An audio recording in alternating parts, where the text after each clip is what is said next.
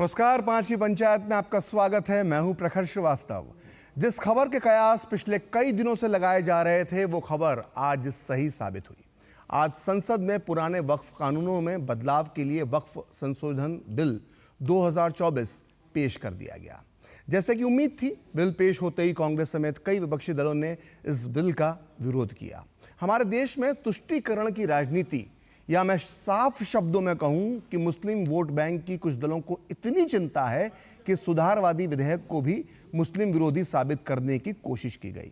यहां तक कि समाजवादी पार्टी के एक सांसद ने तो ये तक कह दिया कि वो सड़कों पर भी उतर सकते हैं, यानी सड़कों पर उतरने की चेतावनी भी दे दी गई। उधर सरकार का कहना है कि बोर्ड से जुड़े जो नए कानून बनाए गए उनमें 40 बदलाव किए गए जो वक्फ बोर्ड और मुस्लिम समाज की भलाई के काम आएंगे। दरअसल कुछ लोगों को दिक्कत यह है कि नया बिल पास होने के बाद वक्फ बोर्ड किसी की भी संपत्ति को अपना नहीं बता सकेगा, जैसा कि पहले होता था। पुराने कानून के मुताबिक वक्फ के पास किसी भी जमीन को अपनी संपत्ति घोषित करने की शक्ति थी और अपार शक्ति थी, लेकिन अब जमीन पर दावे से पहले उसका वेरिफिकेशन करना होगा और उसमें बोर्ड की जो मनमानी चल रही थी उस पर रोक लगेगी। यही कुछ लोगों की दिक्कत की शायद वजह है। उधर टूल किट गैंग वक्फ के नाम पर इस्लाम खतरे में है वाले डर को बढ़ावा देने के काम को उसने शुरू कर दिया है। 5 की पंचायत में आज हम इन्हीं सब मुद्दों पर चर्चा करेंगे और हमारे साथ होंगे खास मेहमान। लेकिन पहले देखते हैं कि इस पूरे मसले पर आज संसद से लेकर सड़क तक किस तरह की प्रतिक्रियाएं सामने आई।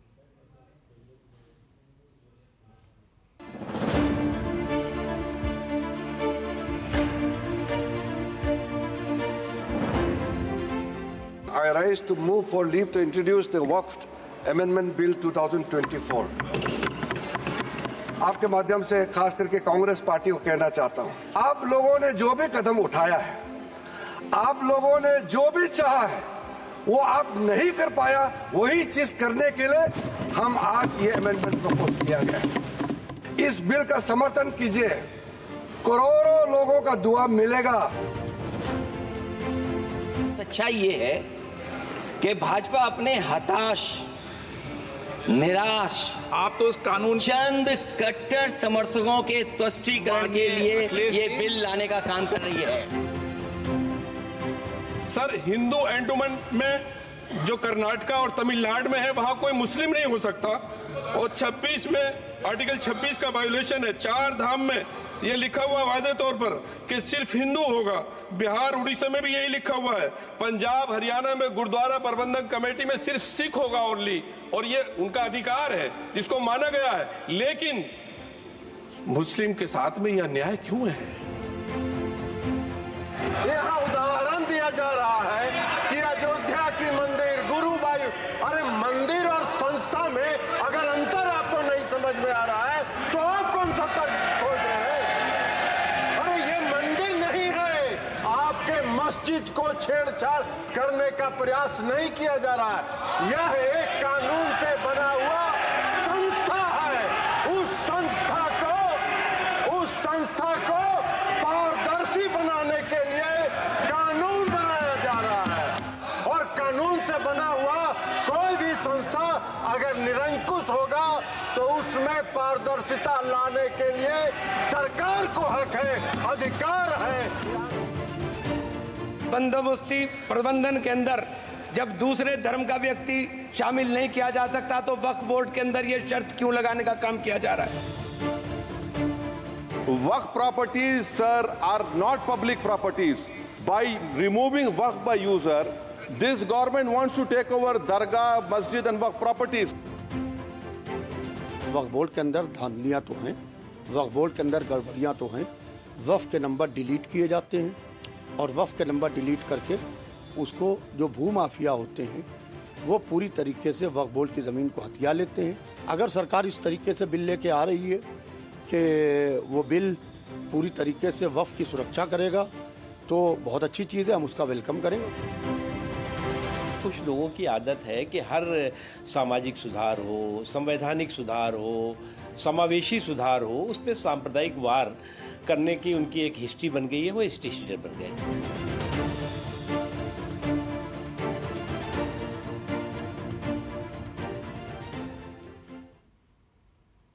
तो तो सरकार ने आज संसद में विपक्ष से ये समर्थन करने की गुहार लगाते हुए कहा कि इस बिल पर समर्थन कीजिए, लाखों करोड़ों लोगों की दुआएं मिलेगी। और सरकार की तरफ से ये भी कहा गया कि इतिहास गवाह बनेगा कि इस बिल का किसने समर्थन किया था और किसने नहीं किया था, क्योंकि चंद लोग इस वक्फ बोर्ड की प्रॉपर्टी पर काबिज हैं। ये आम भलाई के लिए इस्तेमाल नहीं हो रही जिस तरह से इसे होना चाहिए। तो जो बात आज सरकार ने कही, करीब करीब वही बात आज हम करना चाहते हैं कि 5 की पंचायत में आज हम चर्चा करेंगे और ये देखेंगे कि इस बिल के समर्थन में कौन बोलता है, कौन इसका विरोध करता है, बहस से क्या निकलता है। और इसी चर्चा को आगे बढ़ाने के लिए मैं आपके साथ जोड़ना चाहूँगा मेरे खास मेहमान जो इस वक्त हमारे साथ मौजूद हैं। मेरे साथ जुड़ चुके हैं DK दुबे साहब, जो जाने माने संवैधानिक विशेषज्ञ हैं। उनसे हम इस बिल की बारीकियों को समझने की कोशिश करेंगे।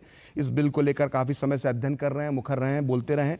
इसके अलावा हमारे साथ मौजूद हैं BJP के प्रवक्ता दानिश जी भी हमारे साथ मौजूद हैं। इसके अलावा संजीव कौशिक, राजनीतिक विश्लेषक संजीव कौशिक होंगे हमारे साथ, विजय कौशिक होंगे हमारे साथ जो कांग्रेस के नेता हैं। इसके अलावा मौलाना साजिद रशीदी इस्लामिक स्कॉलर हैं, हमारे साथ स्टूडियो में मौजूद हैं। वहीं हाफिज़ गुलाम सरवर जो राष्ट्रीय प्रवक्ता हैं यूनाइटेड मुस्लिम मोर्चा के, वो हमारे साथ मौजूद होंगे। और DK दुबे साहब, शुरुआत में आपसे करना चाहूँगा कि जो पुराना कानून 1995 का था, उसके बाद 2013 में संशोधन किए गए, क्या बदलाव लाया गया, क्या सुधार लाया गया, और ये भी साथ साथ बताइए कि जो पुराने जो कानून थे उनको लेकर किस तरह से कारस्तानी की जाती थी ज़मीनों को लेकर, और तमाम तरह का जो आरोप लगते थे वक्फ बोर्ड पर, वो कैसे होते थे, और अब नया ये कानून आने के बाद, नए संशोधन आने के बाद इसमें कैसे रुकावट आएगी, इसे कैसे रोका जाएगा। DK दुबे साहब।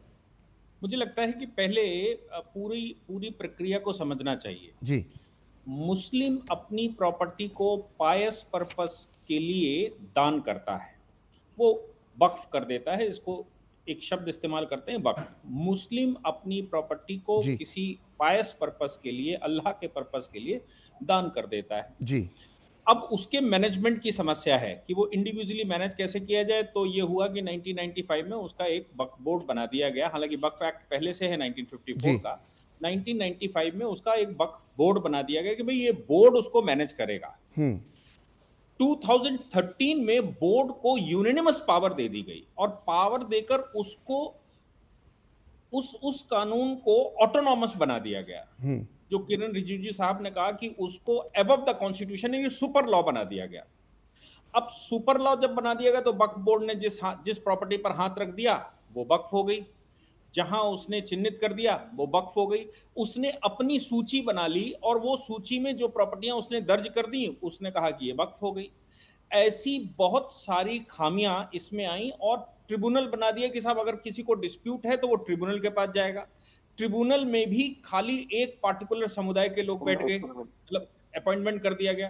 तो इसकी वजह से बहुत सारी चीजें इधर की उधर हो गई। भारत का जो सिविल लॉ है वो ये कहता है कि कोई भी प्रॉपर्टी कोई मुझे देता है, दान करता है, तो पहले उसका रजिस्ट्रेशन होना चाहिए, रजिस्ट्रेशन के बाद उसका म्यूटेशन होना चाहिए, म्यूटेशन में अगर कोई समस्या खड़ी होती है तो सिविल कोर्ट में उसका जुरिडिक्शन होना चाहिए। यानी कि सिविल कोर्ट में बीइंग ए कंपनी, बीइंग एक एसोसिएशन, वक्फ बोर्ड उसकी पार्टी बनेगा। तो वक्फ बोर्ड पार्टी बने और वक्फ बोर्ड आम आदमी से जिसकी प्रॉपर्टी, चाहे वो मुस्लिम की हो, किसी अन्य की हो, कोई प्रॉपर्टी अगर वक्फ अपने नाम दर्ज करवाना चाहता है तो सरकारी रिकॉर्ड में उसको म्यूटेशन करवाना पड़ेगा, सबको करवाना होता है। यहां पर खामी ये थी कि वक्फ बोर्ड म्यूटेशन करवाने नहीं जाता था, वक्फ बोर्ड अपनी लिस्ट जारी करता था, सुपर लॉ की तरह वो एक क्लेम करता था, उस क्लेम पर एक सर्वे होता था और सर्वे अगर गलत हो गया या सर्वे में कुछ खामियां रह गई तो वो प्रॉपर्टी वक्फ की प्रॉपर्टी घोषित हो गई। अब मैंने अगर कोई प्रॉपर्टी खरीदी और वो वक्फ पर चढ़ी हुई है, मैं प्रॉपर्टी देखने जाऊंगा सरकारी रिकॉर्ड में। सरकारी रिकॉर्ड में जब मैं प्रॉपर्टी देखने गया तो मालूम पड़ा उस पर तो पुराने वाले ओनर का नाम चढ़ा हुआ है। मतलब इसकी सूचना, मैं थोड़ा सा रोक रहा हूं, मतलब जो अगर वक्फ ने अपनी जमीन इसको बता दिया तो उसकी सूचना जो है, जो वहां पर काबिज था, उसको नहीं दी जाती थी।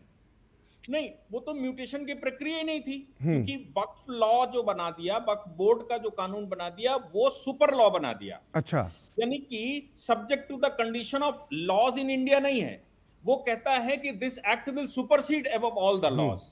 यानी कि कानूनों के ऊपर सुपरसीड करेगा। वक्फ जिस पर चढ़ी होगी वो वक्फ होगी, वो यूनिनिमस वक्फ की प्रॉपर्टी होगी। अब मैं प्रॉपर्टी खरीदने जाता हूं तो मैं म्युनिसिपैलिटी के रिकॉर्ड में देखता हूं, मैं प्रॉपर्टी खरीदने जाता हूं तो मैं तहसीलदार की अदालत में देखता हूं या वहां म्यूटेशन देखता हूं कि भाई मेरे नाम प्रॉपर्टी चढ़ी है कि नहीं, जिसके नाम प्रॉपर्टी चढ़ी, प्रॉपर्टी किसी के नाम चढ़ी, मैंने उससे परचेज कर ली। अचानक जब मैं उस पर गया तो मालूम पड़ा वक्फ ने क्लेम किया, बोले हमारे पास तो पिछले 100 साल से चढ़ी हुई है, और मैं कहता हूं कि सरकारी रिकॉर्ड में चढ़ी नहीं है। तो इस संशोधन से 2-3 अच्छे काम सरकार ने कर दिए। वो था कि जो जो जो जो पार्शियलिटी हो जाती थी या इम्पार्शियलिटी सामने आ जाएगी।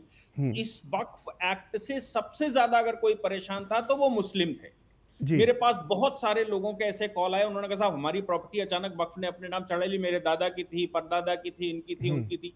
अब हम उनसे कहते हैं आप ट्रिब्यूनल पर जाओ, तो ट्रिब्यूनल बायस हो जाता था। तो ऐसी परिस्थिति में उसके पास ऑप्शन रहता था। बायस होने की वजह थी कि उसका जो गठन था, जिसमें जिस तरह के उसके सदस्य होते थे, उस वजह से नहीं, वो तो ट्रिब्यूनल में देखिए एक चीज तो समझ लीजिए, यहाँ जितने मुस्लिम सदस्य भी बैठे हुए हैं, मौलाना रशीद के साथ मैं काफी बैठा हूं जी, पायस पर्पस ऑफ अल्लाह ये फाइनल ऑब्जेक्ट है इस्लाम का जी। तो मैं अगर मुसलमान हूं, मेरे सामने कोई बात आती है तो मैं सबसे पहला काम करता हूं कि अगर अल्लाह का कहीं विषय आ जाता है तो मैं बायस हो जाता हूं कभी, और मैं कहता हूं यार अल्लाह के नाम है, चलो छोड़ो इंसान का क्या, ये तो अल्लाह के नाम चढ़ी। अब इंसान के नाम जो चढ़ी हुई है, जिसकी डिस्प्यूट है, वो तो बेचारा फंस गया। अब वो कह रहा है कि साहब मैंने तो दी नहीं कभी। वक्फ कह रहा है कि नहीं तुमने नहीं दी, तुम्हारी 3 पीढ़ी पहले ओरल कर दिया गया था। तो सबसे बड़ी वक्फ एक्ट में समस्या थी वो थी कि ओरल ट्रांसफर कर दिया। किसी व्यक्ति ने कहा कि जाओ यहां पर मस्जिद बना लो और इसको इस्तेमाल कर लो। उसके बच्चे जब आते हैं तो वो कहते हैं कि साहब हमारे दादा के ने किया था, हमें तो मालूम ही नहीं है। लेकिन वक्फ बोर्ड कह रहा है कि ये प्रॉपर्टी मेरे नाम चढ़ी हुई क्योंकि तुम्हारे दादा ओरल कर गए, तो उसका एविडेंस कैसे मिलेगा? अब आप लड़ते रहिए।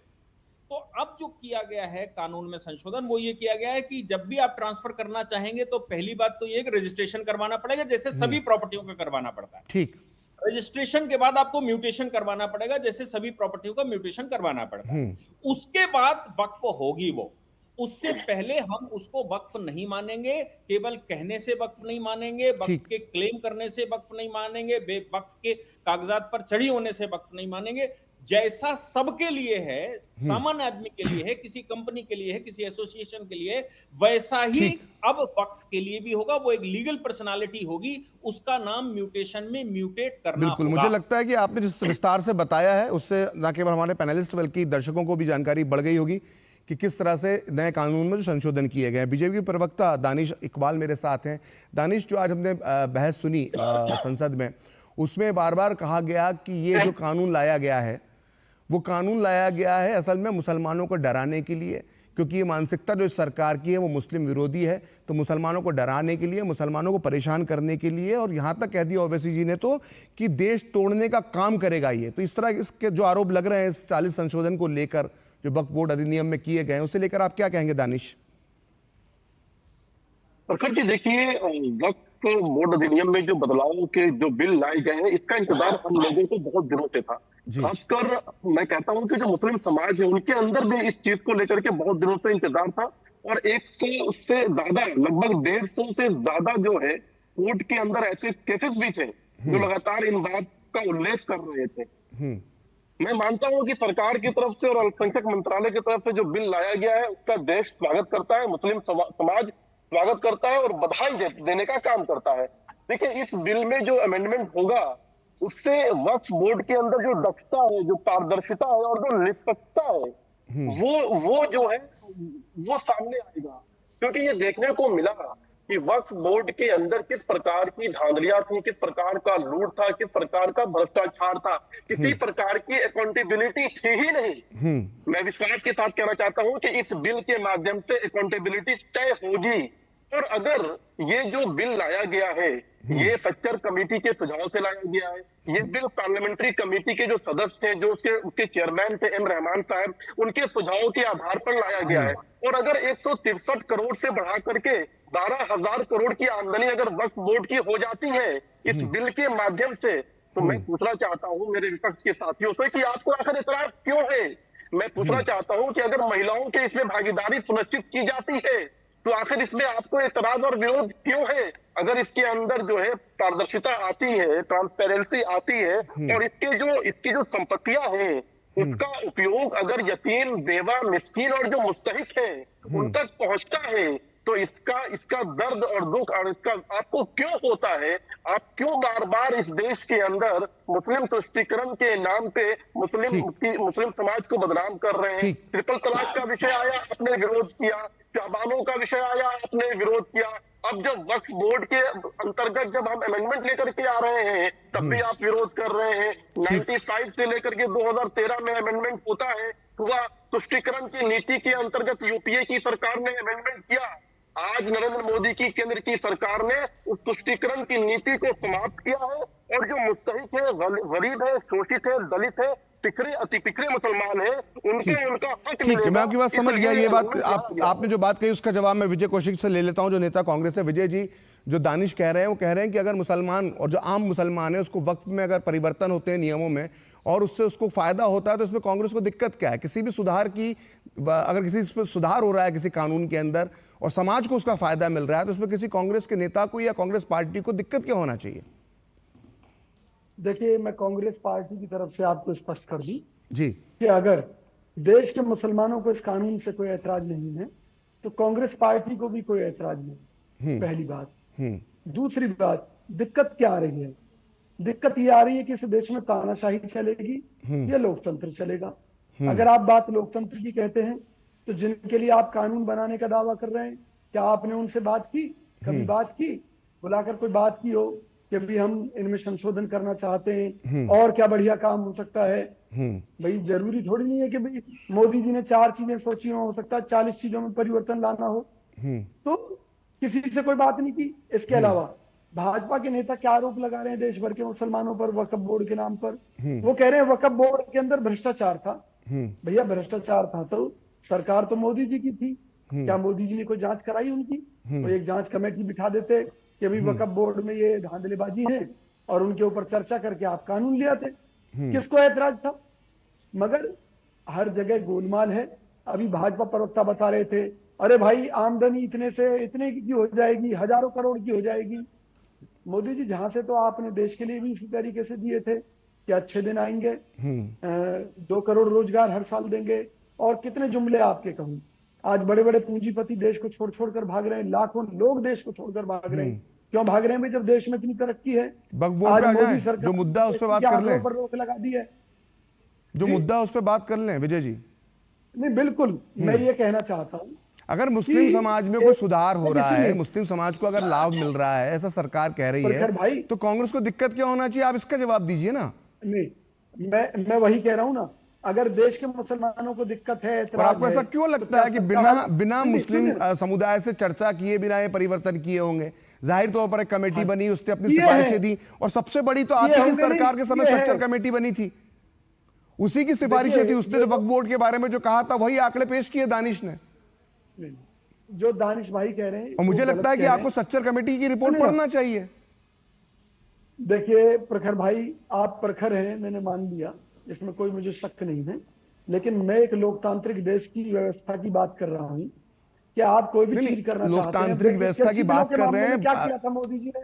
विजय जी, अगर आप लोकतांत्रिक बात कर रहे हैं तो लोकतांत्रिक तरीके से तो आ रहा है। देखिए, जेपीसी में भेज दिया गया। जेपीसी के अंदर हर दल के लोग होंगे, सुझाव देंगे, बदलाव की जहां जरूरत होगी वहां बदलाव करेंगे। एक प्रोसेस से ही तो आ रहा है ना। ये अचानक एक फरमान जारी हो गया, एक तुगलकी फरमान जारी हो गया और वो चल पड़ा। तो क्या ये मान्य होंगे? भाई किस तरह की बात आप कर रहे हैं? खैर, क्या हम ये चीजें लागू करने वाले हैं? इनमें क्या परिवर्तन चाहता है मुस्लिम समाज, और उसके बाद कर लेते हैं। मुस्लिम समाज क्या परिवर्तन चाहता है? मौलाना साजिद रशीदी, इस्लामिक स्कॉलर हमारे साथ मौजूद है, मैं उनसे बात कर लेता हूं। लेकिन बात करने से पहले साजिद साहब, मैं जो कुछ आंकड़े बता देता हूं जो दानिश ने कहे, क्योंकि ये तो सभी को पता है कि रेलवे और सेना के बाद वक्फ के पास सबसे ज्यादा जमीनें भारत में हैं।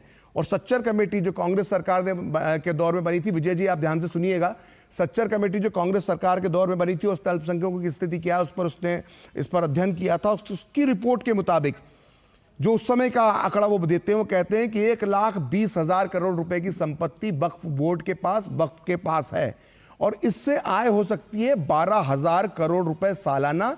लेकिन इतनी संपत्ति से सिर्फ आय हो रही है 160 करोड़ रुपए। मतलब सच्चर कमेटी का यह कहना था कि जिससे 12,000 करोड़ रुपए मुस्लिम समाज की आय हो सकती है, वहां से सिर्फ रेवेन्यू जो है वो 160 करोड़ रुपए मिला है।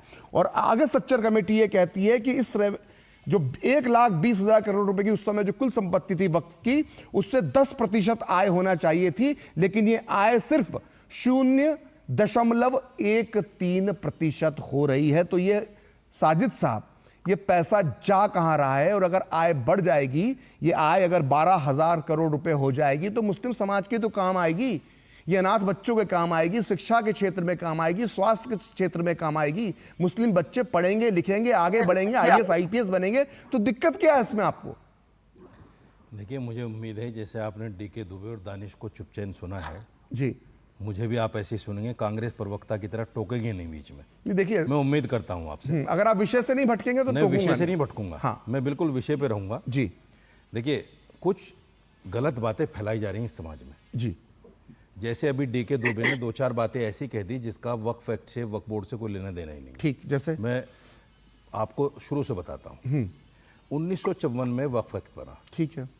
उसके बाद में सरकार ने एक सर्वे किया पूरे हिंदुस्तान के अंदर, पूरे मुल्क के अंदर, और ये देखा कि वक्फ प्रॉपर्टीज कहाँ कहाँ है। सर्वे में एक रिपोर्ट बनी, ये रिपोर्ट सरकार को पेश हुई। 1970 में एक गजट आया, ठीक है, जिस गजट की कॉपी मैं आपको दिखा रहा हूँ। ठीक, ये गजट है, इसमें ऊपर भारत सरकार लिखा है, नीचे दिल्ली सरकार भी लिखा है, क्योंकि ये दिल्ली की प्रॉपर्टियों के लिए है। जी। इसमें बता दिया गया, सरकार ने बताया, मुस्लिम कमेटी ने नहीं बताया, सरकार ने बताया ये जगह, ये जगह, ये जगह, ये वक्फ बोर्ड की है, वक्फ प्रॉपर्टीज हैं ये। बात खत्म हो गई।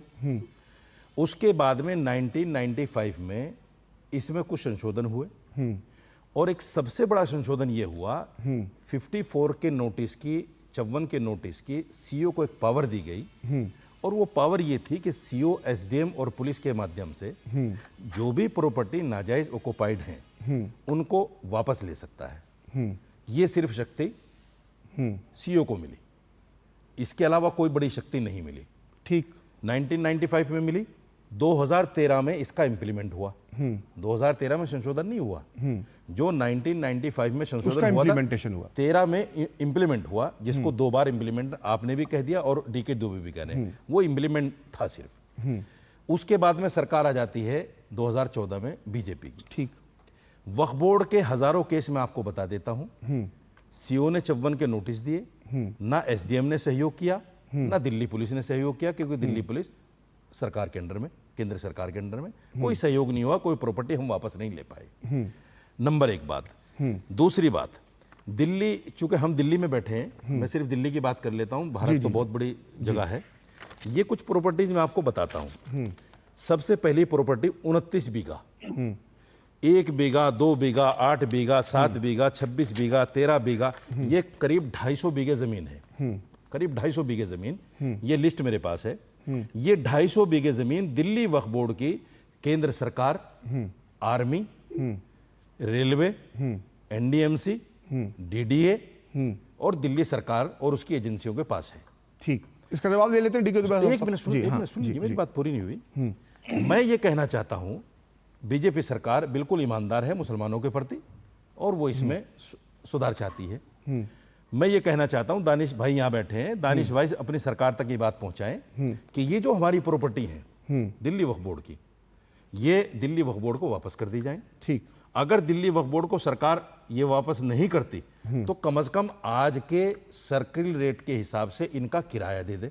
ठीक, जायज बात है मेरी, गलत तो नहीं। दूसरी बात, अंतिम बात मैं कहना चाहता हूं, पिछले 10 साल से सारा देश देख रहा है, सारी दुनिया देख रही है। मेरा इसमें एक छोटा सा काउंटर सवाल है कि अगर ये 250 बीघे का मामला है तो आप हाईकोर्ट क्यों नहीं गए? 30 सेकंड में पूरी कर लूं। आप हाईकोर्ट क्यों नहीं गए? अगर इतना अन्याय हो रहा है दिल्ली वक्फ बोर्ड के साथ तो कोर्ट क्यों नहीं जा रहा? सर मैं बताऊंगा हाईकोर्ट का भी, मैं बताऊंगा आपको जी।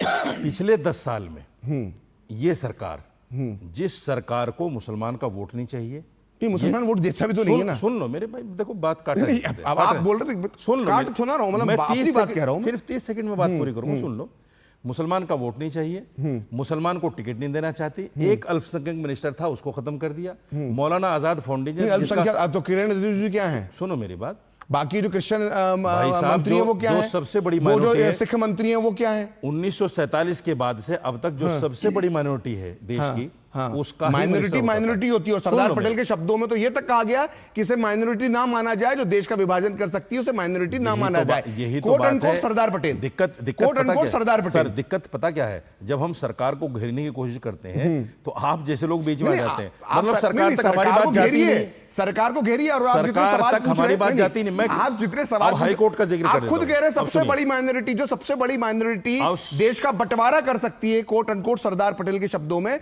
उसे माइनॉरिटी कैसे कहा जा सकता है? सरदार पटेल ने कहा है। अच्छा, तो एक काम कर दीजिए, भगा दीजिए मतलब जो नहीं भगाने की बात नहीं हो रही है ना, नहीं भगाने की बात नहीं हो रही। कोट अनकोट आप लाना चाहते हैं तो पाकिस्तान बनाने के बाद भी आप रहे, यहाँ पर कोई दिक्कत नहीं है। अच्छा, रह रहे हैं? हाँ बिल्कुल, पाकिस्तान बनाने के बाद भी मुसलमान, नहीं एहसान क्या है? पाकिस्तान बनाया था ना, पाकिस्तान तो भारत में रहने वाले मुसलमानों ने बनाया था। नहीं, पाकिस्तान बनाने वाले रावलपिंडी, इस्लामाबाद, लाहौर के मुसलमान नहीं थे, कराची के मुसलमान नहीं थे, भारत के मुसलमान थे। 1945-46 के चुनावों के नतीजे देख लीजिएगा। देखिए, बीजेपी के 95% मुसलमानों ने, 90 से 95% मुसलमानों ने मुस्लिम लीग और पाकिस्तान के समर्थन में 45 और 46 के चुनाव में वोट दिया है। मेरी बात सुन लेंगे? हाँ, मेरी बात विषय से अलग हटकेंगे तो फिर मैं दूसरा इतिहास आपको बता दूंगा। मेरी बात का एक बार भी काउंटर बीजेपी के प्रवक्ता ने नहीं किया। आप ये उनकी आपको तारीफ करना चाहिए कि वो नहीं बोल रहे। अच्छा, सुन लीजिए, मेरी बात तो सुन लीजिए। दिल्ली हाई कोर्ट में या सुप्रीम कोर्ट तक इनके बहुत सारे केसेस पेंडिंग पड़े। ठीक है, अब आपने अपनी बात कर दी, मैं डीके दुबे साहब से आपका जवाब ले लेता हूं। आपकी बात मेरी बात वो 30 सेकंड वाली पूरी नहीं हुई थी। मैं ये कहना चाहता हूं पूरी नहीं होगी, जो हिंदू 6 बजे तक आपकी बात ही पूरी नहीं होगी तो बाकी कैसे आपने बीच में नहीं 30 सेकंड, हाफिज गुलाम सरवर भी बैठे हुए हैं, उनके पास भी मुझे जाना है। सिर्फ 10 सेकंड दीजिए। चलो देखिए, ठीक है, मैं सिर्फ ये कहना चाहता हूं, पिछले 10 साल में सारे बिल ये सरकार मुसलमान के लिए ही क्यों लाती है? हिंदू के लिए एक बिल लाई है जो भर भर के वोट दे रहा है इसको। कोई काम किया है हिंदू के लिए? एक काम बता दे सरकार, कोई बिल लाई हो। चलिए, आपका मुसलमानों के खिलाफ ही बिल लेकर आ रही है। डीके दुबे साहब जो 250 बीघा का मामला दिल्ली में उठाया है, ये कह रहे हैं कि इनको इंसाफ नहीं मिल रहा है। ये इन जमीनों पर जो है सेना और अन्य सरकारी महकमों ने कब्जा कर रखा है। ये जमीनें वक्फ बोर्ड की हैं, तो आखिर क्यों नहीं मिल पा रही है इनको वक्फ बोर्ड की जमीनें? ये सवाल सीधे आपसे पूछ रहे थे दुबे साहब। 2024 के संशोधन में बोलने दीजिए। और 2024 के संशोधन में यह कहा गया है कि जो इवेक्यू प्रॉपर्टी थी वो इवेक्यू मंत्रालय जाएगी, वो इवेक्यू डिपार्टमेंट जाएगी, ना कि इनके पास जाएगी वक्फ बोर्ड के पास। क्योंकि वक्फ बोर्ड ने क्या किया कि जो लोग पाकिस्तान चले गए वो सारी प्रॉपर्टी अपने पास चढ़ा ली, और वो प्रॉपर्टी तो कस्टोडियन के पास जानी चाहिए। गलत कोड कर रहे हैं। सरकार की सारी दी हुई प्रॉपर्टी है, वक्फ बोर्ड ने कहां से चढ़ा ली? वक्फ बोर्ड ने तो एक प्रॉपर्टी नहीं चढ़ाई अपने नाम, सारी वक्फ बोर्ड। अब डीके दुबे साहब ने तो आपको गलत बात अगर कहेंगे तो मैं कैसे, जैसे आप कह रहे हैं कि विषय से भटकेंगे। विषय से नहीं भटक रहे, विषय पर हैं वो। एक प्रॉपर्टी का नाम बताओ कि वक्फ बोर्ड ने अपने नाम खुद चढ़ा लिया बगैर सरकार की आज्ञा के। चलिए, डीके दुबे साहब आप बोलिए, एक प्रॉपर्टी बता दें। कि अब क्या हुआ कि इस संशोधन में वो ये कह रहे हैं कि जो वक्फ बोर्ड है और जो वक्फ बोर्ड से मिले हुए लोग हैं या जो जिन्होंने सर्वे किया, उन सर्वे के बाद भी म्यूटेशन की प्रक्रिया में आना होगा। म्यूटेशन की प्रक्रिया जब होती है तो उसमें ये सिद्ध करना पड़ता है कि प्रॉपर्टी कहां से आई। अगर आपके पास डॉक्यूमेंट नहीं है कि प्रॉपर्टी कहां से आई, लेकिन वक्फ बोर्ड उसकी सूची रखे हुए है, तो वो सूची अब वैसे मान्य नहीं होगी। अब आपको बताना पड़ेगा कि प्रॉपर्टी कहां से आई। इस संशोधन में ये भी उन्होंने किया कि प्रॉपर्टी का जन्म कैसे हुआ वक्फ बोर्ड में या वक्फ प्रॉपर्टी कैसे बनी, उसकी डिटेल भी आपको ऑनलाइन अपलोड करनी पड़ेगी जो आपकी वेबसाइट है। तो अब जो कहा जा रहा है कि ये प्रॉपर्टी हमारी है या वक्फ के पास ये लिस्ट है, ये लिस्ट ही तो डिस्प्यूटेड है सर। यही तो बवाल करे हुए हैं देश में। कहने का मतलब ये, डीके दुबे साहब कहने का मतलब ये है, कहने का मतलब ये, वाह दुबे साहब, वाह दुबे साहब, कहने का मतलब ये, गलत बता दिया मौलाना साहब। मतलब ये है कि जो ऐसा हो रहा है ना, जो डीटीसी की बसों में होता है, भारत के जनरल जो कंपार्टमेंट होते हैं रेलवे के, उसमें होता है। ताजमहल पे आपने रुमाल रख लिया और बोले ताजमहल मेरा हो गया, ये सोचकर इसे बस की सीट पे रख दिया। तो अब ये नहीं चलेगा, ये होता रहा है, अब ये नहीं चलेगा और इसी को लेकर दिक्कत है। जी दुबे साहब, एग्जैक्टली बात यही कि भाई एक गांव जो 2000 साल से बसा हुआ है, उस गांव पर वक्फ बोर्ड, बिल्कुल तमिलनाडु का गांव, और ये डीके दुबे साहब ने महत्वपूर्ण विषय छेड़ा है। मैं आपको यहां पे रोक रहा हूं कि वो एक वक्त एक ब्रेक का हो रहा है। ब्रेक के बाद हम इसी विषय पर चर्चा करेंगे कि जो विवादित प्रॉपर्टी है वक्फ बोर्ड की, उस पर हम चर्चा करेंगे और उसका निदान क्या हो सकता है, इस पर भी हम बात करेंगे। तो फिलहाल लेते हैं एक छोटा सा ब्रेक। तड़के वाली, भोली भाली, मेहनत वाली, असली तड़के वाली, ये तो बड़ी समझदार, बड़ी होशियार, MDH की सही टेस्ट का असली taste, MDH ginger garlic paste. बात जब पीढ़ियों के लिए बनने वाले घर की हो तो जिम्मेदारी बड़ी हो जाती है। गैलेंट समझता है ये जिम्मेदारी। अब डबल M रिब्स के साथ गैलेंट एडवांस TMT रीबार, निर्माण का रियल हीरो। ये विशाल है ना, इसका सब प्रॉपर चलता है। कल उसके बैंक अकाउंट में 15,000 रुपए का फ्रॉड हुआ है, पता है? इसको तो कोई टेंशन ही नहीं होती है, देखना। टेंशन क्यों? मेरी कोई गलती नहीं थी। फिर भी फ्रॉड होने पर मैंने तुरंत बैंक को इन्फॉर्म कर दिया। RBI कहता है अगर आपके अकाउंट से किसी ने धोखे से पैसे निकाले हैं तो बैंक को जल्द से जल्द इन्फॉर्म कीजिए। 3 दिन के अंदर इन्फॉर्म किया तो कोई नुकसान नहीं होगा। जितना लेट करोगे उतना ज्यादा नुकसान। और सुन, सब चलता नहीं है, प्रॉपर चलाना पड़ता है। RBI कहता है जानकार बनिए, सतर्क रहिए। अब आया असली स्वाद। अब आया स्वाद। जब स्वाद के पड़े हो लाले तो MDH का चंकी चाट मसाला डालें। MDH का चंकी चाट मसाला। MDH। तो हम जब 5 की पंचायत में चर्चा कर रहे हैं और ब्रेक से पहले हम बात कर रहे थे कि आखिर ये जो तरीका है कि किसी भी जगह पर रुमाल रख देना, जैसे हम DTC की बसों में देखते हैं ना कि रुमाल रख दिया और सीट मेरी हो गई, रेलवे की सीट पर रुमाल रख दिया मेरी हो गई। इसी तरह से किसी दिन ताजमहल पे कोई आया, उसने कहा ये रुमाल रख दिया, ये ताजमहल मेरा हो गया, तो अब ये चल नहीं पाएगा। और ऐसे ही एक मामला मध्य प्रदेश के हाई कोर्ट के अंदर आया था और मेरे साथ जो मेहमान है मौलाना साजिद रशीदी, मैं चाहूंगा कि ये वीडियो खास तौर से वो देखें कि इस वीडियो के अंदर जज ने क्या कहा है। तो MP हाई कोर्ट का मामला है, वक्फ बोर्ड से जुड़ा मामला है। जरा देखते हैं कि हाई कोर्ट के अंदर दिलचस्प वाकया ये क्या हुआ था। कल को वो जो भी सरकारी दफ्तर को कह देंगे कि वक्त प्रॉपर्टी तो हो जाएगा। मेरा सीधा सा क्वेश्चन है, ब्लंट, कल को अग्रवाल साहब की प्रॉपर्टी का नोटिफिकेशन निकल जाएगा तो फिर अग्रवाल साहब को निकाल के बाहर कर दें, ये उसके लिए कोई प्रोसीजर है? इतना ही पूछ रहा हूं भाई। प्रोटेक्टेड मॉन्यूमेंट है, कैसे डिक्लेयर हो गया 89 में? Notification is issued under this. भाई साहब आप तो ताजमहल भी ले लो यार, लाल किला भी ले लो, कौन मना कर रहा है? यार प्यार से क्वेश्चन समझ में नहीं आते आप लोगों को। किसी के, अरे ऑनरेबल कोर्ट का छोड़ो, किसी की भी प्रॉपर्टी को आप प्रॉपर्टी डिक्लेयर कर सकते हो। टेल में सेक्शन 5 में नोटिफिकेशन होगा, फलाना होगा, पूरे भारत का प्रॉपर्टी डिक्लेयर कर दो देन, क्या नोटिफिकेशन करके वैलिड हो जाएगा? The property was already declared as a ancient monument by issuing a notification in the early 19s. तो सुना आपने, जज साहब कह रहे हैं कि क्या ताजमहल भी ले लोगे, कुतुब मीनार भी ले लोगे। अब मैं हाफिज गुलाम सरवर साहब को यहाँ पे जोड़ना चाहूँगा। काफ़ी देर से उन्होंने बातचीत सुनी, आपने मौलाना साजिद रशीदी की बातचीत सुनी। आपको लगता है कि क्या ये जो सरकार कानून ला रही है, जो बदलाव ला रही है, उससे सही में सुधार होगा? और क्या जो वक्फ बोर्ड का जो अभी तक जो सिस्टम रहा है, क्या उससे कोई आम जो मुसलमान है उसको फायदा होता है या नहीं होता है?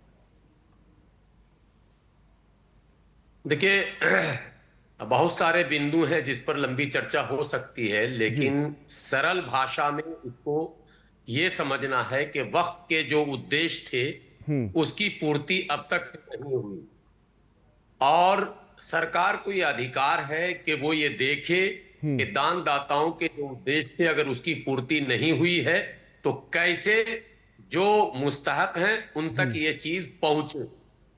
अब जो पक्ष में कहा जा रहा है और जो विपक्ष में कहा जा रहा है, मैं समझता हूं कि इससे ज्यादा पारदर्शी बिल क्या होगा कि संयुक्त संसदीय समिति को दे दिया गया है।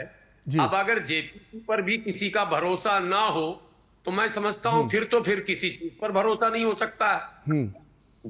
मतलब संसद में हमारे प्रतिनिधि, उनके प्रतिनिधि, अभी वोट की बात भी चल रही थी कि उनको हम नहीं देते, वो हमको नहीं देते, इत्यादि इत्यादि। लेकिन JPC में तो सभी लोग रहेंगे, उसमें तो कई दल के लोग रहेंगे, हो सकता है वो दल भी हो जिनको हम अपना मानते हैं। तो कम से कम सरकार के इस कदम की तारीफ और सराहना होनी चाहिए कि हिम्मत करके सरकार ने वक्फ बोर्ड संशोधन बिल रखा है। अब उस बिल को फाइनली हम लोग भी देखेंगे जब आएगा मार्केट में कि भाई कुछ अगर त्रुटि कमी है, एक कमी जो हमारी रही शुरू से उसको हम कभी स्वीकार नहीं करते आज जो मुस्लिम लीडरान हंगामा कर रहे हैं, इनसे ये सवाल मैं करता हूं कि आपने कोई ड्राफ्ट सरकार को दिया क्या? आपको ये आवश्यकता कभी महसूस नहीं हुई कि एक भी गरीब इससे लाभान्वित नहीं हो रहा है? सरकार ग्रांट देती है तब इमाम को तनख्वाह मिलता है, तो आखिर मतलब क्या मतलब है वक्फ बोर्ड का? साहब इतनी संपत्ति होने के बाद इमाम को तनख्वाह जो सरकार दे रही है, भाई फिर तो वही बात आ गई ना, वक्फ बोर्ड तनख्वाह नहीं दे रही, सरकार दे रही है। अच्छा, ये मुझे बताइए कि किस तरह के घोटाले होते हैं, किस तरह से कार्य करते हैं, इसके लाभार्थी कौन होते हैं, ये पूरा इकोसिस्टम जो वक्फ बोर्ड का बना हुआ है काम कैसे करता है? हाफिज साहब 10 सेकेंड। जी मौलाना यहाँ पर बैठे हैं, साजिद रशीदी साहब, बहुत सक्रिय रहते हैं। पूछिए कि दिल्ली में कई महीने इमाम के तनख्वाह रुके रहे, क्या कारण था? क्यों रुके रहे? वक्फ मस्जिद के इमाम की कर रहा हूं। इसका मतलब त्रुटियां, वक्फ बोर्ड के चेयरमैन का तो कुछ नहीं रुक रहा, वो तो 1 करोड़ से 2 करोड़ 10 करोड़ और 100 करोड़ तक की मिल्कियत तक की खबर आ रही है कि वो 100 करोड़ के भी मालिक हो चुके हैं और कई मुकदमे ईडी सीबीआई सब उनके ऊपर हो चुके हैं। लेकिन आपको हाफिज साहब रोक रहा हूं, जो ये जो ओवैसी साहब भी बार बार बोल रहे हैं, तो ये आरोप भी लगते हैं कि इनके परिवार के पास भी 300 करोड़ वक्फ की जमीन है, इसलिए इस तरह से संसद में रिएक्ट कर रहे हैं।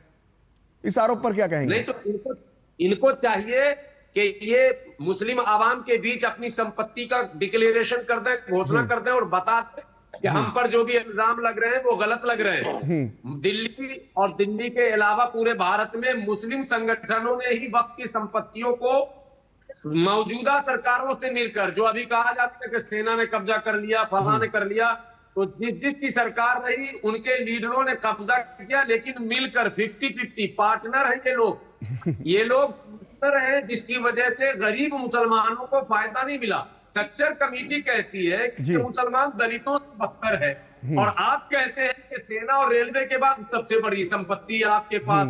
साहब ये बात समझ से परे है, इतनी संपत्ति और हमारे हाथ में कटोरा क्यों है, भीख क्यों मांग रहे हैं? ये सवाल हम किससे पूछे? मोदी जी से पूछे या जिन्होंने 75 साल तक रहनुमाई की है उनसे पूछेंगे? आप बताइए हम किन से पूछे ये सवाल? ये तो अभी तो मौलाना साजिद रशीदी साहब से पूछ लेते हैं कि रशीदी साहब पहले अपनी मेरा सवाल होने दीजिए, मैं आपसे सवाल पूछ रहा हूं कि इस देश में ये भी आप बात मानेंगे कि इस देश में सबसे पिछड़े लोगों में आर्थिक तौर पर, शैक्षणिक तौर पर मुस्लिम समाज आता है। हम दूसरी तरफ देखते हैं, जो गुलाम सरवर साहब कह रहे थे कि इतनी जमीन, इतना पैसा, जिसका इस्तेमाल अगर सही हो तो बच्चों का भविष्य बन सकता है, फिर क्या किसी को दिक्कत है? उसका इस्तेमाल क्यों नहीं हो रहा है? ये आपको चिंता क्यों नहीं होती है? आप बता दो ना, कितने वक्फ बोर्ड ने कितने ऐसे काम किए इस्लाम समाज के सुधार में, मुस्लिम समाज के युवकों के लिए, छात्रों के लिए, शिक्षा में, स्वास्थ्य में, ऐसा क्या कार्य किया वक्फ बोर्ड ने जिसको गिना जा सके? मैं बताता हूं सिर्फ जमीनें कब्जा करने के अलावा 1970 के गजट के बाद में हुआ क्या कि सरकारों ने अपने अपने बोर्ड बनाने शुरू कर दिए हर स्टेट में। जिसकी सरकार होती है उसी का बोर्ड बनता है, उसी का चेयरमैन होता है, उसी के लोग मेंबर होते हैं, और वो लोग होते हैं जो 10 साल 15 साल, आपने मान लिया ना कि वक्फ बोर्ड में ढंग से काम नहीं हो रहा। सर सुन लीजिए ना, मैं बता दूं, जो 10 साल 15 साल पार्टी की दरियां बिछाते हैं, वो लोग आते हैं, उनको पार्टी में कुछ नहीं मिलता तो फिर आगे वक्फ बोर्ड को लूटते हैं। आप साफ मान रहे हैं कि वक्फ बोर्ड ने अभी तक कोई काम नहीं किया ऐसा जिसको गिनाया जा सके? मैं एक बड़ा घोटाला आपको बता रहा हूं, सुन लीजिए। 2002 में मुंबई में एक बहुत बड़ा घोटाला हुआ, वक्फ बोर्ड की तरफ से हुआ। आप घोटाले भी बता रहे हैं और संशोधन का विरोध भी कर रहे हैं। मैं विरोध, शादी साहब कर क्या रहे हैं? अरे भाई आप मतलब आप वक्फ बोर्ड के घोटाले भी बता रहे हैं और कह रहे हैं कि संशोधन भी गलत है।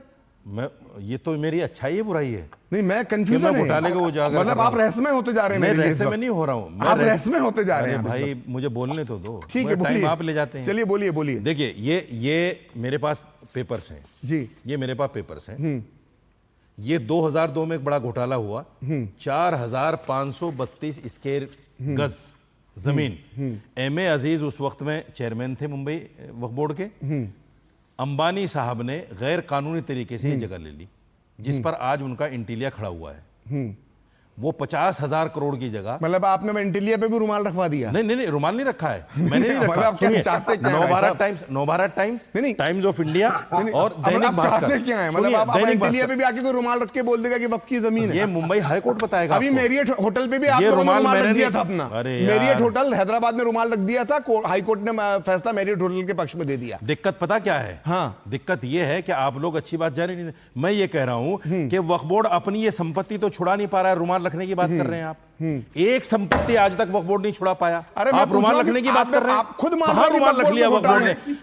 मैंने दुबे साहब से पूछा, मैं आपको चैलेंज करता हूं, एक प्रॉपर्टी आप बता दो जहां वक्फ बोर्ड ने रुमाल रख दिया हो और ले लिया। ताजमहल में एक बता दो। ताजमहल किसके बाप की संपत्ति है? मुसलमानों के बाप की है। देखिए, बाप शब्द का इस्तेमाल ना कीजिए। मुसलमानों की संपत्ति है। तो शाहजहां का रुक्का बता दीजिए, किसने बनाया? शाहजहां कौन था? शाहजहां का बता दीजिए। शाहजहां कौन था? डीके दुबे के फादर थे या दादा थे, नाना थे, कानून जान के स्कॉलर भाई आप कैसी बातें करते हैं? कैसी बात कर रहे हैं आप? इस्लामिक स्कॉलर हैं, आपको ये नहीं मालूम कि वो वक्फ करेगा तब वक्फ होगी? शाहजहां का रुक्का कहां है? शाहजहां ने कहां लिख कर दिया? शाहजहां ने कहां लिख कर दिया कि ताजमहल वक्फ है? मैं कह रहा हूं कल को तो आप मुसलमान हैं, आपकी संपत्ति को वक्फ मान लिया जाएगा। मैंने वक्फ संपत्ति नहीं बोला भाई साहब, मैंने ताजमहल को वक्फ संपत्ति नहीं बोला, गए थे लोग, मुस्लिम संपत्ति बोला। कोर्ट में केस है, और उससे करोड़ों रुपए का आय होता है सरकार को। एहसान मानना चाहिए सरकार को। क्या मानना चाहिए? ताजमहल मुसलमान ने दिया ना, मुसलमान ने दिया ना, तुर्की से लेकर आया था क्या? बनाने वाले हिंदू थे, अच्छा, बनाने वाले कारीगर हिंदू थे। पैसा नहीं दिया? पैसा किससे लिया उसने? मुगलों ने पैसा किससे लिया? मुगलों ने लूटा किसको? किस तरह की बात करते हैं? मुगलों के वक्त में ये हिंदुस्तान जो विदेशी थे, जो विदेशी रहेंगे, पता देश को किसने छुड़ाया? हैदराबाद के नवाब ने छुड़ाया, जब गिरवी रखा गया। ये मान के चलिए आप कह रहे हैं उस बात को कहिए। बिल्कुल, देश की जो हिस्ट्री है, नवाब हैदराबाद ने देश को छुड़ाया, मुगल विदेशी गिरवी रख दिया गया था। यही थी, आप लोगों ने गिरवी रख दिया था उसको। आप वक्फ बोर्ड के, मैंने जो आपसे सवाल पूछा था, 500 क्विंटल सोना देके और फिर छुड़ाया इस देश को। क्या बात आप कह रहे हैं? आप 10 काम बताइए वक्फ बोर्ड ने जो किए। आपने संपत्ति की लिस्ट लेकर तो आ गए, डिस्प्यूटेड संपत्तियों की लिस्ट। 10 काम बताइए आपने क्या किए वक्फ बोर्ड ने इस देश के लिए? दिक्कत मुस्लिम समाज के लिए क्या किया वक्फ बोर्ड ने, आप मुझे बताइए। मुस्लिम वक्फ बोर्ड जो है, मुसलमानों के जो इमाम्स हैं उसमें वक्फ की मस्जिदों में उनको सैलरी देता है। मैं कह रहा हूं छात्रों को क्या दे रहा है, स्वास्थ्य के लिए क्या दे रहा है, शिक्षा के लिए क्या दे रहा है, देश के लिए क्या दे रहा है? आगे तो सुनो। नाम बेवाओं को पेंशन देता है और बच्चों को स्कॉलरशिप देता है। ठीक, ये वक्फ बोर्ड करता है। ठीक है, मैं इसका हाफिज गुलाम सरवर से बात कर लेता हूं। ये अलग बात है कि घोटाले होते हैं। हाफिज गुलाम सरवर साहब, ये अलग बात है कि घोटाले होते हैं। ठीक है, आप मान रहे घोटाला, अच्छी बात बिल्कुल होता है। हाफिज गुलाम सरवर साहब ये कह रहे हैं कि स्कॉलरशिप मिलती है बच्चों को, बेवाओं को पैसा मिलता है, इमामों को पैसा मिलता है। क्या सही में वक्फ बोर्ड इतने काम करता है? देखिए, मौलाना ने जितनी बातें गिनाई वो कॉलम सारे वक्फ बोर्ड में मौजूद हैं, यानी कि बेवाओं को पेंशन देने का, स्कॉलरशिप का सिस्टम है, लेकिन हो कुछ नहीं रहा। ये सरकार के रहमो करम पर जिस राज्य में जिसकी सरकार है उसके नेता, चेयरमैन सब मिलकर सिर्फ इस संपत्तियों का बंदर बांट किए हैं। यही बिल्कुल, ये मैं मानता हूँ। चलिए, मौलाना साहब खुद ही मान रहे हैं। नहीं, ये मैं मानता हूँ कि नेताओं ने किया है, सब मुस्लिम नेताओं ने। लेकिन एक अस्पताल पूरे भारत में आज तक नहीं खोला वक्फ बोर्ड ने, और मुस्लिम रहनुमाओं ने कभी इसकी आवाज नहीं उठाई। एक स्कूल नहीं, एक अस्पताल नहीं, एक यूनिवर्सिटी नहीं, एक कॉलेज नहीं, ये वही घिसे पिट पुरानी मस्जिदों के पुराने इमाम, और उनको तनख्वाह देने के नाम पर सरकार से ग्रांट लेते हैं। और सरकार क्यों नहीं, ग्रांट नहीं, ये गलत कह रहे हैं गुलाम सरवर साहब। मतलब ये तो मान रहे हैं ना, ये तो मान रहे हैं कि वक्फ बोर्ड को जो इस्लाम के लिए, इस्लाम को मानने वालों के लिए, मुस्लिम गरीब समाज के लिए जो कार्य करना था वो नहीं किया उसने। नहीं, बिल्कुल देखिए, घोटाले होते हैं, इसमें कोई दो राय नहीं, लेकिन ये जो कह रहे हैं कि इमामों को तनख्वाह ग्रांट से मिलती है, ये गलत कह रहे हैं। चलिए ठीक है, उससे मिलती है। नहीं, गुलाम सरवर साहब सारी बातें नहीं मानी जाएंगी आपकी, ये गलत कह रहे हैं। इमाम को कभी ग्रांट से तनख्वाह नहीं मिली। हाँ, इमाम ने कभी ग्रांट से तनख्वाह नहीं ली, ना हम लेते। हम बिल्कुल साफ मना करते हैं कि हमें सरकारी पैसा नहीं चाहिए। लेकिन आप ये मान रहे हैं घोटाले हुए हैं, पहली बात। दूसरी बात आप ये भी मानते हैं कि जो इस्लाम की भलाई के लिए, मुस्लिम समाज की भलाई के लिए, गरीब मुसलमानों की भलाई के लिए वक्फ बोर्ड को काम करना था, वो उसने नहीं किया, और इसीलिए सरकार ये 40 संशोधन लेकर आई है। मैं दानिश से बात करना चाहूंगा एक राजनीतिक मुद्दे पर। दानिश जी, दानिश मैं जानना चाहता हूं कि सरकार, जो हमें लग रहा था, जो पैटर्न था अभी तक सारे बिल लाने का कि सरकार सीधे ला सकती है, सरकार ने जेपीसी में जाने का फैसला क्यों किया, और जेपीसी में क्या और सुधार होना चाहिए, वो सवाल मैं डीके दुबे साहब से लूंगा। पहले आप बताइए, जेपीसी में जाने का फैसला क्यों लिया सरकार ने? जी देखिए, सरकार ने 2014 के बाद, जब से केंद्र में नरेंद्र मोदी जी की सरकार आई है जी, तब से इस बिल को लेकर के, इस विषय को लेकर के, क्योंकि लगातार सरकार के सामने जो है इसको लेकर के शिकायतें आ रही थी, न्यायालय में भी लोग शिकायत कर रहे थे, सरकार ने 2015 से लेकर के आज तक लखनऊ से लेकर के श्रीनगर तक लगातार चर्चाएं की हैं। लगातार मुस्लिम कम्युनिटी के जो अलग अलग लोग हैं, सिर्फ मुसलमान जो शिया या सुन्नी कम्युनिटी है, मुसलमान वहां तक सीमित नहीं है। इस देश के अंदर बोहरा कम्युनिटी भी मुसलमान है, इस देश के अंदर और भी अफगानी कम्युनिटी वो भी मुसलमान है। उन सबकी प्रॉब्लम्स को सुना है सरकार ने, और आज अगर सरकार ने पार्लियामेंट्री कमेटी को इसकी भेजा है तो सरकार का मंशा बिल्कुल स्पष्ट और साफ है। सरकार चाहती है कि सभी के बातों को सुना जाए, सभी विषय को सामने लाया अरे भाई, जाए। सबसे बड़ा फराड तो वसीम रिजवी ने किया, जो बीजेपी का नेता था। सरकार बिल्कुल साफ नियत से सबसे बड़ा इस फराड बिल वसीम को रिजवी ने किया। पास कराना चाहती है, इसलिए इस बिल को पार्लियामेंट्री कमेटी के सामने भेजा गया है, ताकि अगर कोई सुझाव होता है और भी किसी दल के नेताओं का जो पार्लियामेंट्री बोर्ड में है, तो सरकार उसको भी एड्रेस करेगी। जहां तक सवाल है, ये कह रहे थे कि इमाम को तनख्वाह देने का काम वक्फ बोर्ड करता है। प्रखर जी, इस देश के अंदर जितनी भी मस्जिदें हैं, उसमें जो जुमे की नमाज के चंदे होते हैं, उस चंदे से इमाम को तनख्वाह दिया जाता है। और इस देश के अंदर वक्फ बोर्ड का कोई एक अचीवमेंट नहीं है। मान भी लीजिए कि अगर वक्फ बोर्ड 5,000 और 10,000 रुपए देता भी इमाम को है, तो उससे मुसलमानों का क्या होता है, उससे मुसलमान समाज का क्या भला होता है। मैं दानिश आपको यहाँ पे रोक रहा हूँ, दानिश मैं आपको रोक रहा हूँ, यहाँ पर एक वक्त ब्रेक का हो रहा है। ब्रेक के बाद इसी मुद्दे पर चर्चा जारी रहेगी। बढ़िया है, प्राकृतिक हल्दी, मिर्ची, धनिया। नहीं, मिर्ची, धनिया, हल्दी, MDH। बात जब पीढ़ियों के लिए बनने वाले घर की हो तो जिम्मेदारी बड़ी हो जाती है। गैलेंट समझता है ये जिम्मेदारी। अब डबल M रिब्स के साथ गैलेंट एडवांस TMT रीबार, निर्माण का रियल हीरो। तो ब्रेक के बाद एक बार फिर आपका स्वागत है, और हम बात कर रहे हैं सरकार के उस फैसले की जो संसद के अंदर आज वक्फ बोर्ड में जो संशोधन का एक जो बिल लाया गया, उसमें 40 संशोधन सरकार ने रखे हैं, और अब इस पूरे मामले को JPC के पास भेज दिया गया है। वहाँ पर इसमें कुछ और सुधार होंगे, और इसी मुद्दे पर चर्चा करने के लिए मेरे साथ खास मेहमान हैं DK दुबे साहब। मैं आपसे ये जानना चाहूँगा कि सरकार ने जो अब JPC में जाने का फैसला किया है, तो आपको क्या लगता है कि जो 40 बिंदु आपने देखे सुधार के, जो 40 अमेंडमेंट, 40 चेंजेस की जो बात हुई है, उसमें क्या बदलाव JPC में, एक संवैधानिक विशेषज्ञ होने के नाते आप क्या देखते हैं कि इस विषय पर भी थोड़ा सरकार को ध्यान देना चाहिए, JPC को ध्यान देना चाहिए, जब कानून में बदलाव हो ही रहा है? तो DK दुबे साहब। मुझे लगता है एक चीज तो ये है कि डिस्ट्रिक्ट मैजिस्ट्रेट का क्वासी जुरिडिक्शन लगाया है। डिस्ट्रिक्ट मैजिस्ट्रेट का क्वासी जुरिडिक्शन रेवेन्यू के मामले में तो हो सकता है, ओनरशिप के मामले में सिविल कोर्ट को भेजना चाहिए, क्योंकि डिस्ट्रिक्ट मैजिस्ट्रेट जिस स्टेट में भी बैठेगा उस स्टेट की गवर्नमेंट के अनुसार चलेगा, चाहे वो बीजेपी की हो, चाहे अदर गवर्नमेंट हो, या कोई और दल की गवर्नमेंट हो। तो हम सब जानते हैं कि डिस्ट्रिक्ट मैजिस्ट्रेट किस तरफ झुकाव रहता है, उसका सरकार की तरफ झुकाव रहता है, इसलिए पूर्ण रूप से जस्टिस होना थोड़ा मुश्किल काम है। तो मुझे लगता है कि अगर डिस्ट्रिक्ट मैजिस्ट्रेट के जुरिडिक्शन की बजाय सिविल कोर्ट का जुरिडिक्शन लगता तो ज्यादा अच्छा होता। दूसरी बात यह है कि ट्रिब्यूनल जब भी हम बनाते हैं तो इसलिए बनाते हैं कोर्ट का थोड़ा लोड कम हो। यहां पर ट्रिब्यूनल ने उल्टा काम कर दिया, इसलिए मुझे लगता है ट्रिब्यूनल को जड़ से समाप्त करके उसको सीधा सिविल कोर्ट के जुरिडिक्शन में लगा देना चाहिए, जैसे आम केसेस चलते हैं। तीसरी बात जो मुझे लगता है कि संशोधन की इसमें आवश्यकता है, वो ये है कि subject to the condition of all civil laws in India, मतलब ये कोई सुपर लॉ नहीं होगा। ये कानून जो भारत में बाकी लोगों के लिए कानून है, वही कानून वक्फ के लिए होंगे। वक्फ के लिए कोई अलग से जो उसका सुपरसीडिंग नेचर है वो खत्म कर देना चाहिए, क्योंकि वक्फ एक पार्टी हो और पार्टी की तरह कोर्ट में लगे।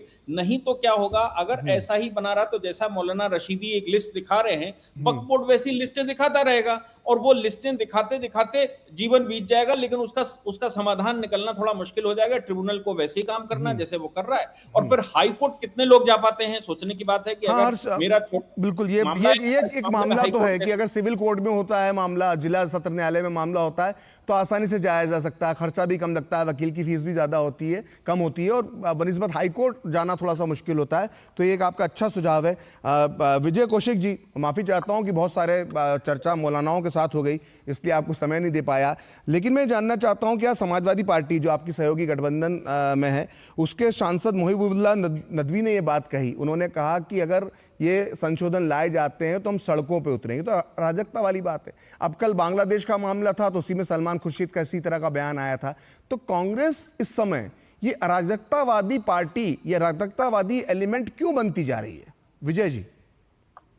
देखिए प्रखर भाई, ये इस तरह की बातें लोकतंत्र के खिलाफ मानी जाएंगी निश्चित तौर पर। क्यों? क्योंकि लोकतंत्र में सड़कों पर उतरने का अधिकार भी है। हम सड़कों पर उतरकर अपना विरोध प्रदर्शन सरकार की गलत नीतियों के खिलाफ कर सकते हैं और हमारा ये हक हमसे कोई नहीं छीन सकता।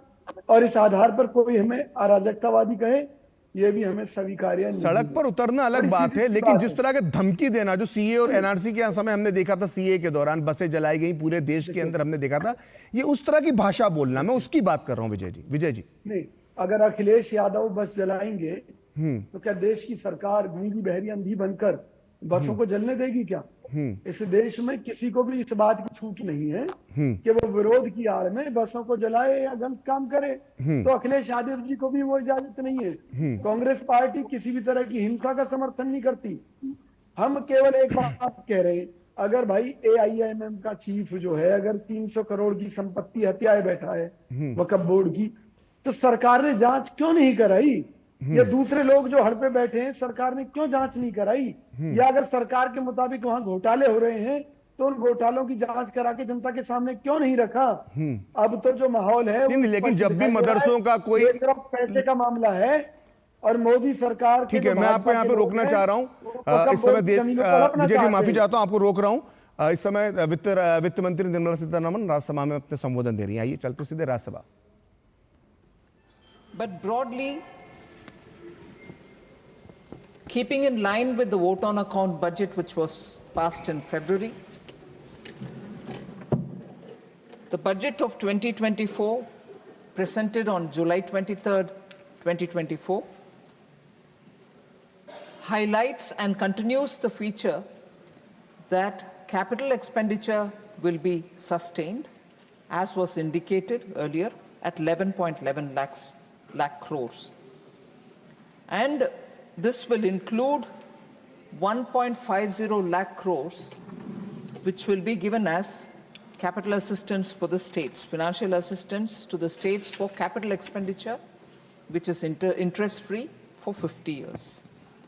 So actually 11 lakh crore itself is a big number, but if we look at the effective capital expenditure, that is when our capital expenditure and also the money given to the state as grant and aid for creating capital assets, in our accounts it doesn't get counted as capital, whereas in the states it gets counted as capital. So if I were to look at both the capital assets, therefore, effective capital expenditure can be pegged at 15.02 lakh crores or 18% over 23-24. So we are continuously, since after COVID, emphasizing and spending higher and higher amounts in capital expenditure, partly answers the questions which was raised by Jairam Ramesh later. I have 4 issues, you answer on them. One of this, he probably implicitly agreed that this is one engine which is anyway happening. But that engine is happening in full throttle. And as a result of which, it has a bearing on the private investment, on consumption, and in a way also helps in pumping exports. So this one big engine consistently between 2020 and today, increasing more and more amounts, actual growth between one year and the other is also on a higher graph. So it is important that we've recognized that in an economy which is COVID affected, and that in an economy which requires to stand on its own considering the global challenges which are mounting each year.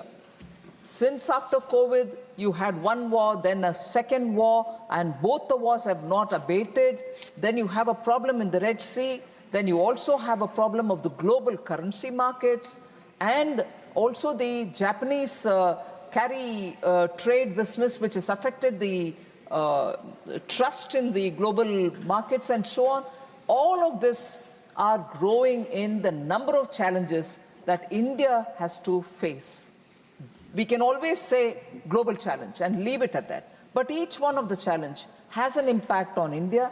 And despite that, since after COVID, with this emphasis given on capital expenditure, whose multiplier effect, whose traction is so much in the economy, which is an established theory that you spend on capital and you reap the benefit of sustained growth. Whereas if you spend on revenue, you don't get that kind of a return. That is what is the multiplier effect. And that multiplier effect has sustained India as a fastest growing economy continuously since after COVID. And we shall be the fastest growing economy even this year. And that's not just me saying, global observers have said.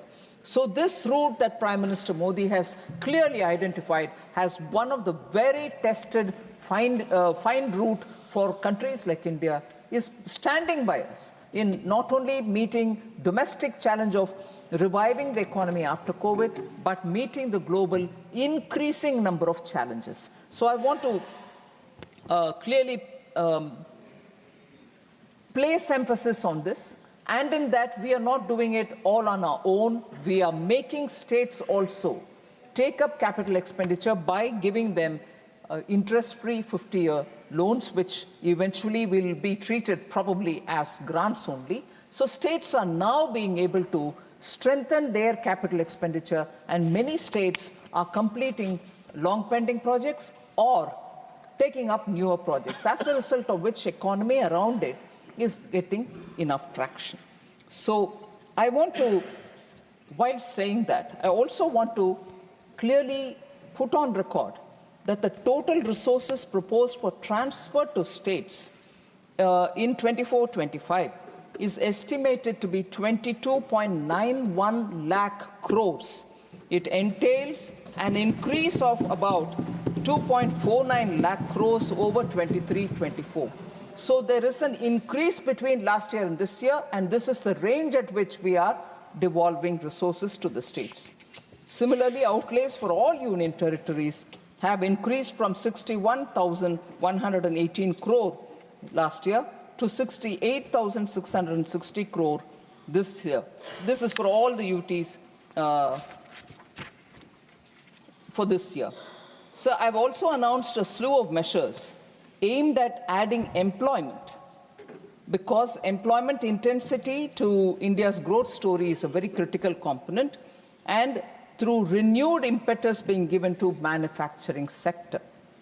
I had detailed the various steps that we had taken for supporting manufacturing sector, but very clearly the manufacturing sector and its contribution, which I'll explain in a minute more, proves that these policies that we have taken up to support manufacturing is actually paying good rewards. So overall, the aim is at boosting domestic employment opportunities, ensuring high and sustainable growth in India's share to the global GDP over the next 5 years. There were a lot of concerns expressed even when we were discussing the budget speech, general discussions about, have you cut down on resources being given to the social sector?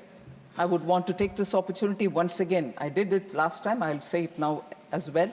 I seek your permission for it, sir. Agriculture and allied sectors. We have not cut down, on the contrary, more is being given. 1.44 lakh crores was the allocation last year. This time it's gone to 1.52 lakh crores. 8,000 crore more than the last year.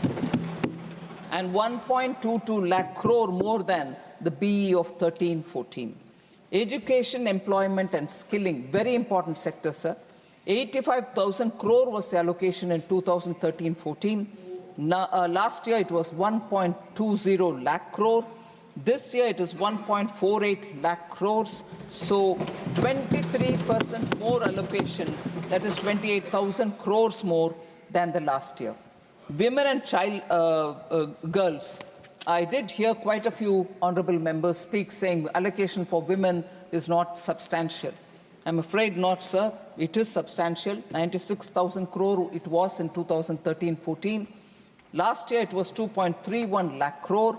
This year it is 3.27 lakh crores. 41% more allocation, or 96,000 crores more than last year. So rural development, including infrastructure, had 87,000 crores in 2013-14, whereas last year it had 2.38 lakh crores. This year it is 2.66 lakh crore, 11.7% more allocation, that is 28,000 crore more than the last year. Urban development, sir, which is important for many of the cities which expect to grow because the population is also growing in them. 12,000 crores was the amount in 2013-14. In 23-24, 76,000 crore. Now it has gone up to 83,000 crore, 7,000 crore more than the last year. Health and social welfare, sir, on which a lot of members have expressed concern, 72,000 crores it was in 2013-14. It was in the last year 1.43 lakh crores. Now it's gone to 1.46 lakh crore, 3,000 crore more than last year. So in a nutshell, the union budget this year balances several overriding imperatives: growth, employment, welfare spending, capital investments, and fiscal consolidation. We've tried to balance all these without compromising on any one sector, and I'm glad to say, eventually, even on fiscal consolidation, we've kept our word up, the word given in 21, that there will be a glide path for fiscal deficit management, and that has been kept up. We have kept the word, and therefore, the balancing of these very... Honorable members, it is now 6 p.m. If the House so agrees, we may sit beyond 6 p.m. today till disposal of the appropriation bills and the Finance Bill number 2, Bill 2024, and special mentions. Do I have leave of the House to extend the sitting beyond 6 p.m.? Honorable Finance Minister, please continue. Thank you, sir. So we've tried balancing all these overriding imperatives, and I think if honorable members would recognize that given our constraints, we have tried maintaining the balance, and we've, I would think, succeeded in maintaining that balance. Sir, the creation of the internship opportunities that we've brought in for first-time job seekers and the skill development, I would think very critical this year, leading towards the first few steps leading towards Vikasit Bharat in 2047. Sir, augmentation of the social sector spending with a thrust on human development and comprehensive social security, particularly for... तो ये थी वित्त मंत्री निर्मला सीतारमण, जो वित्त विधेयक 2024 पर राज्यसभा में जवाब दे रही थी, और उन्होंने पूरे देश और सदन को ये भरोसा दिलाया कि भारत की अर्थव्यवस्था एक बढ़ती हुई अर्थव्यवस्था है। तो फिलहाल इस बुलेटिन में इतना ही। देखते रहिए डीडी न्यूज़।